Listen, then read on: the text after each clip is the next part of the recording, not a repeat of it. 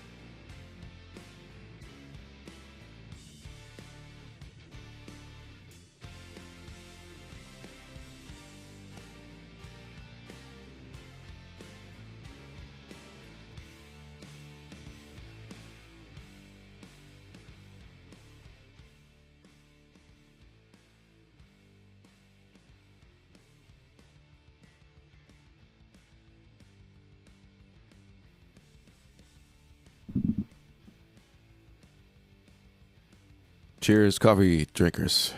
So where are we? All right, we got the London hour levels in here. About to close on the hour.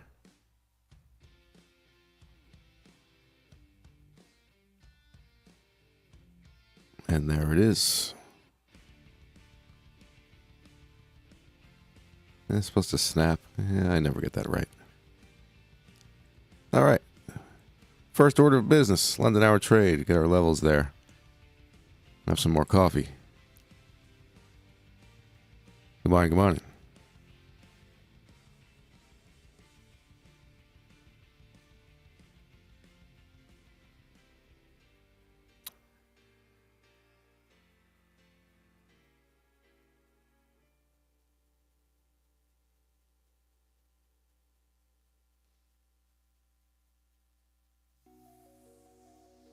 What's up, what's up? Good morning, good morning. Hey ho.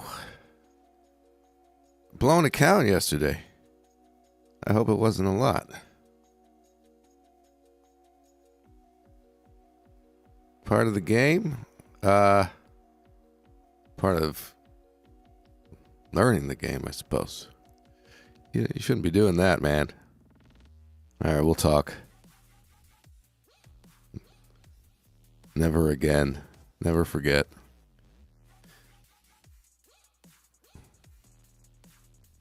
I'm sure you know you did.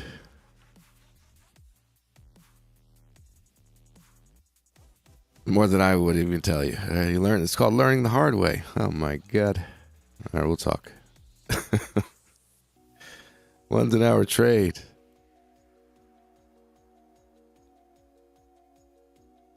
Let's see if we got something going there.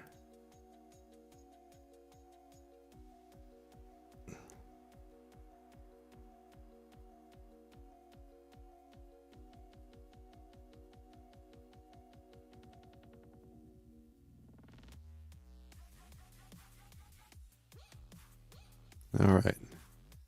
Before I get to everything else, this might set up soon, so I want to see where I am with it. As far as anything else going on to confirm or tell me what's up. Where are we? I'm just getting caught up.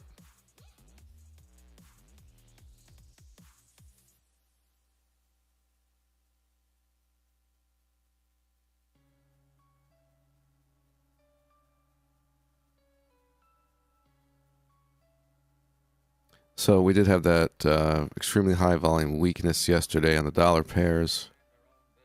Yes, I did get the trade I was obsessed with yesterday. I just made a video about it because it was the stop hunt classic maneuver.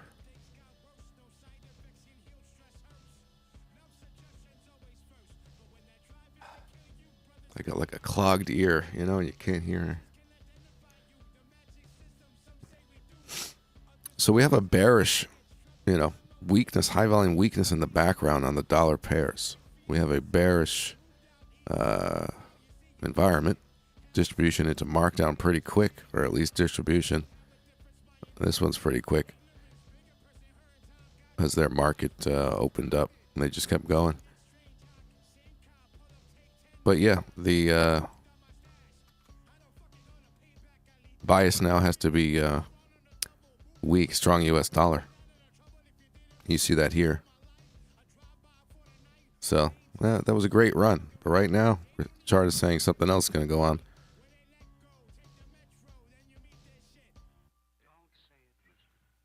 So US dollar looking strong. Let's see if we get a sell against that today. What's up with the yen? Oh, they're similar, huh? Bearish environment. Especially the US dollar. This one maybe not as clear with the way it's set up volume-wise, but we have obviously a really good momentum to the downside. It's dollar and the yen are correlating with this dip, and now we're projected to move up. So generally bearish conditions, bearish, right? And I was saying bullish, bullish, bullish, and there I ended off with some high volume. It's a new high ground, classic pattern there. I don't want to miss the London hour trade, but we can start. See, normally I wouldn't really want to draw this in a range, but I'm calling it distribution now. So that is possible today there. Looking for that short. Okay, I didn't miss anything here. You know how these London hour trades are weird, though? Like, if it gives a long, right? And it does it. And it's a decent trade up to fib where you get the short. It gets you doing weird things, but it also makes sense.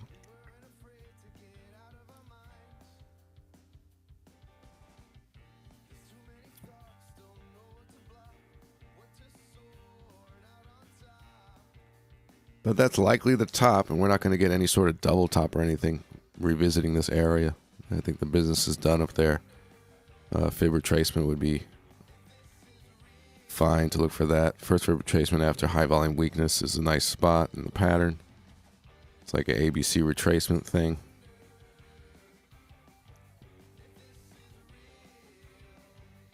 That's pretty clean, huh? That becomes the projection of these things. That's the template.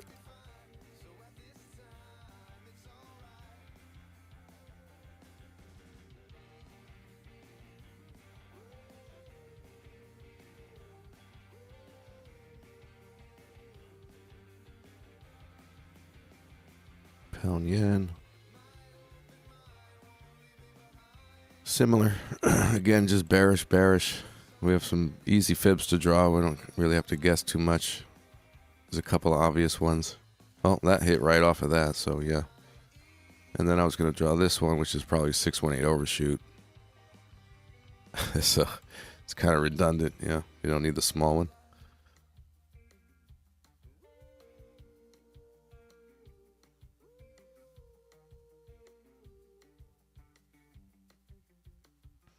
Yo, what's happening? Okay, so no London hour trade yet. Bearish conditions overall. Up moves and weakness, especially into US session, are likely the way to go as far as setups that consider the background. And then on top of that, we have London hour trades and scalp trades that could go in either direction. Cheers, coffee drinkers. My sound should be a lot better now.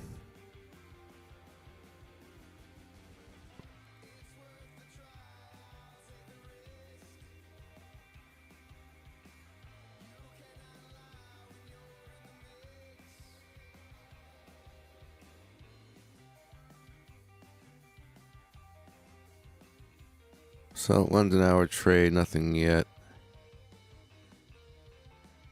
As you probably know, it could go in either direction.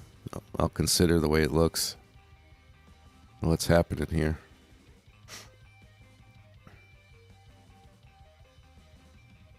Well, for a fib, there's not a lot of selling. This is what we know about the price area we're going to be dealing with here if we get any sort of setup at the top or low. Test a fib, right, which is very accurate on the rejection. Didn't have a lot of volume there. It's more of a showing lack of supply, right? And this higher volume here is confirming its strength. So we have strength and lack of supply as a little chart reading confirmation of if we get a long entry here. This is looking quite bullish. Oh, look at that.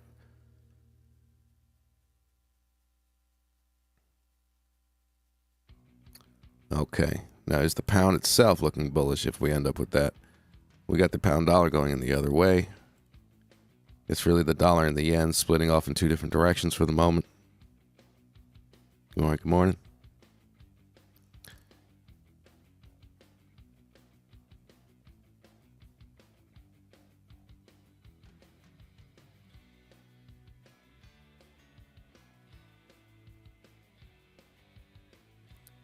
So the pound itself is now what I'm just trying to get a read on, and that's looking weak.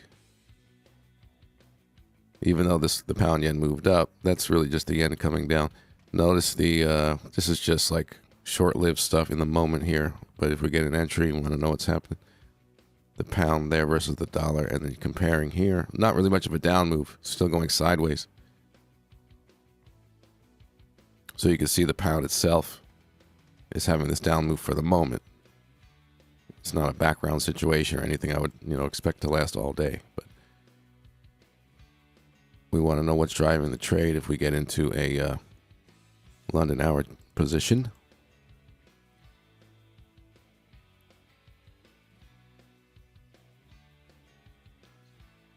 So I think that's good before taking the London hour trade to see what's going on as far as levels that you're buying or selling into. See what other information you can get. This fib looks nice as far as no issue with sellers if we're going to buy. Some buyers there.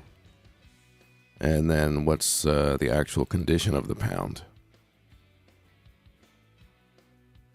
Which, again, some of those things could be really like 10 minutes long and then it goes away. The way, the pound moved down here while the others didn't move down versus the dollar, And that could be over and they can start correlating again now. It gives a little, maybe, probability that it's going to continue that way. But it's, like I say, like why I didn't sell the euro early yesterday. I like the dollar or the yen to be part of the reason for the trade. Because who knows with these things.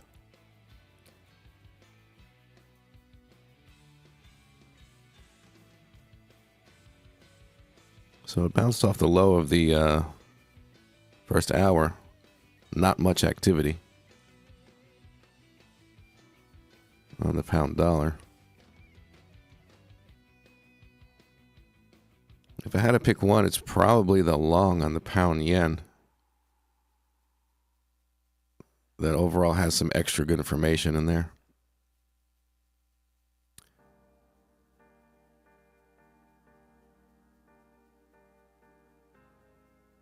This looks more like just a flat range, right? Not much going on. This is lack of supply, strength.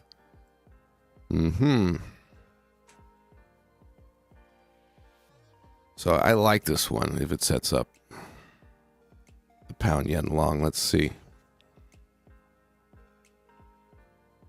Let's see if we get above our level here. Close at or near the high of the bar. The lower the better on volume. See if we get the long entry. Stop loss. Ideally, it's below 5-minute swing. That's going to give you maybe a 40 pip stop. I don't know if I want to go that big. Again, you got to deal with that stuff sometimes with the pound yen. Just more pips.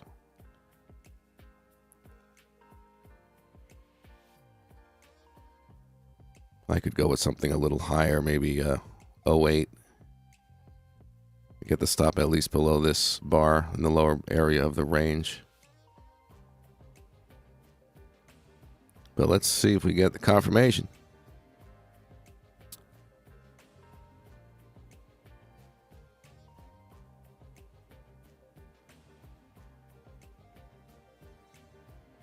There's the push.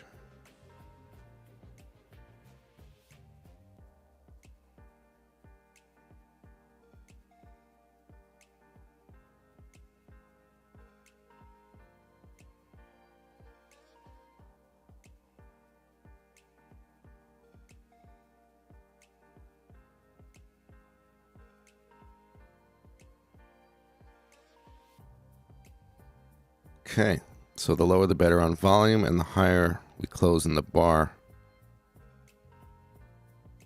the better. This is looking very good to me.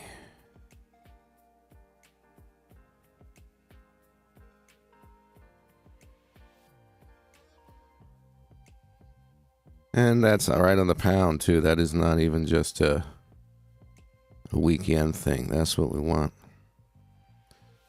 All right, no high volume, no high volume. Less than a minute left.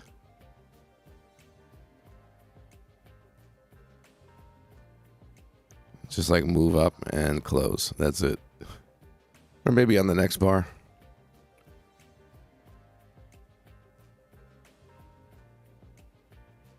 Let's see the 1 minute in there. Okay, nice. It's high volume leading to decrease volume up into that area. All right, if we just pop up and close there, we would have an entry. Let's see. A clock is ticking in the background. Are you guys hearing clocks tick in the background? I don't have a clock ticking. If there's some ticking sound or some issue, let me know.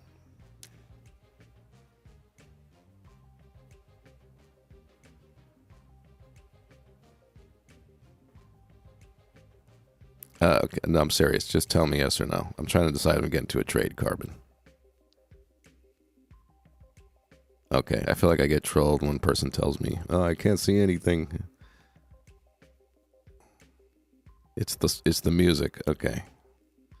Jeez.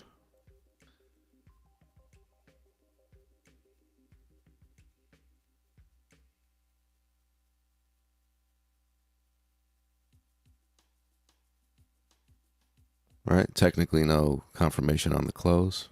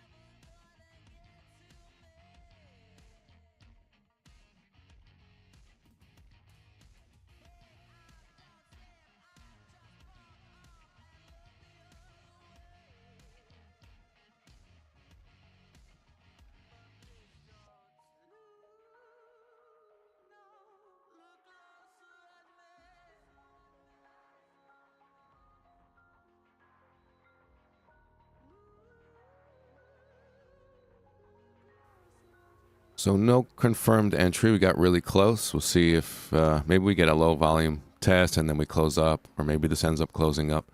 No issue. Just didn't confirm.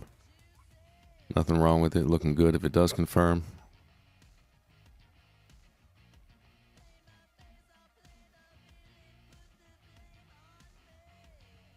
And of course, who knows, up in this area, we could pop up and get high volume and get the short. So important stuff to see.